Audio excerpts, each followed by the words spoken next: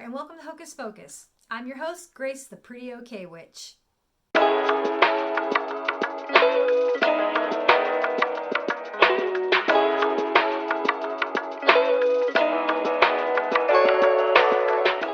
this episode, we're going to be talking about the moons of Leo season and how best to harness that energy. So go ahead and take a second to like and subscribe. Okay, let's begin. So most of us know that Leo is all about creativity and self-expression. Leo is ruled by the sun, so no matter where this big cat sits in your chart, this is the time to shine. We're going to want to focus on things that feel like play. It gives us a sense of having fun. Leo is represented by fire, the identity principle. And Leo's energy is also known as fixed energy, which is lasting. This is why Leos are known for having big, bright, bold personalities. They are seen as outgoing and unafraid to take social risks. A Leo that is well positioned isn't about to hide who they are from anyone. Speaking of hide, I want to quickly tell you about the myth that brings us the starry lion. There was once a fierce man-eating lion that was terrorizing a town.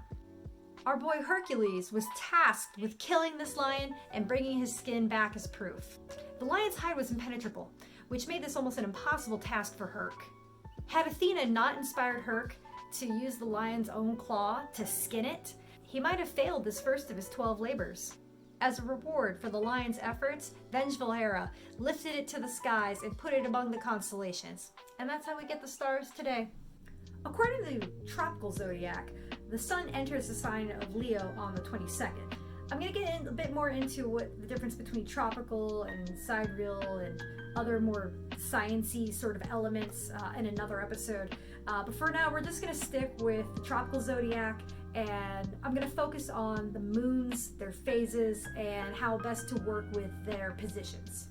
Get ready to take advantage of Leo's bold energy with the new moon on the 28th. New moons are all about setting intention.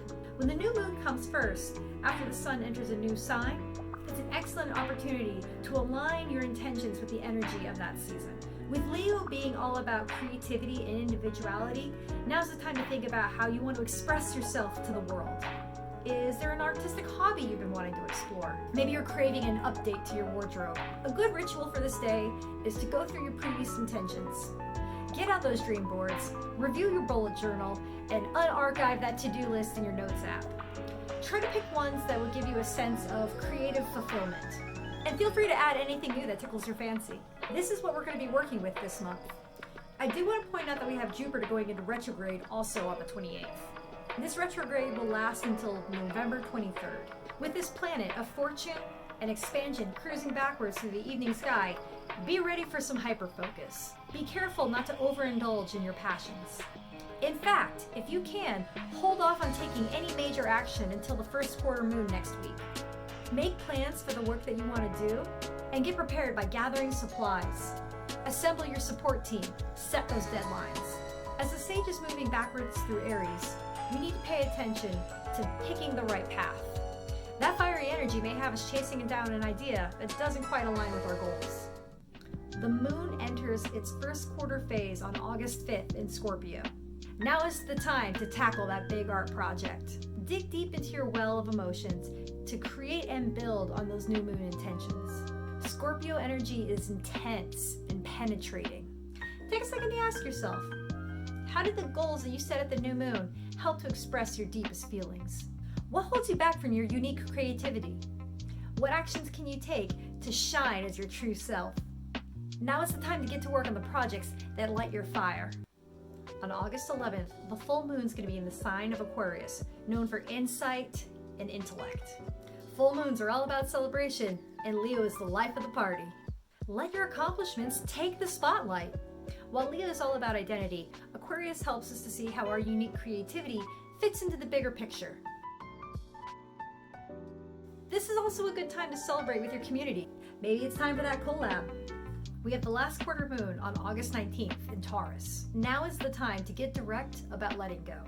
If there's someone or something that just isn't sparking joy, you can harness this stable, grounding energy to finally say goodbye for good. Release thoughts of doubt or unworthiness around your creativity. You can be as gentle or bullish as you need to be, but let it go. I want to quickly mention that Mars is going to be moving into Gemini on the 20th.